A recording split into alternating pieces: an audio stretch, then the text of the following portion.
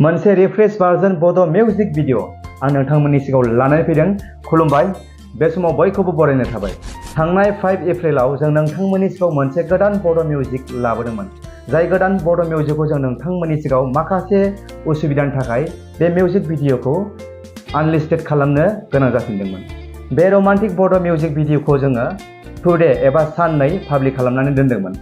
बिनि उनाव माखासे उसुबिदानि थाखाय जोङो इउट्युबाव आनलिस्टेड खालामनानै दोनफिननो गोनां जादों।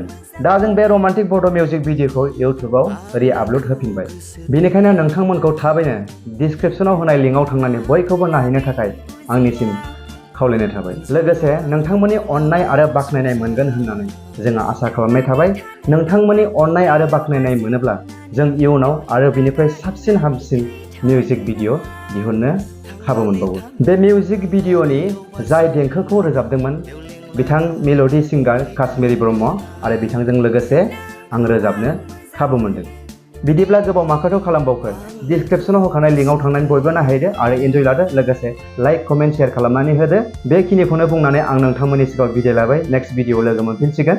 एसेनोसै, गोजोन्थों।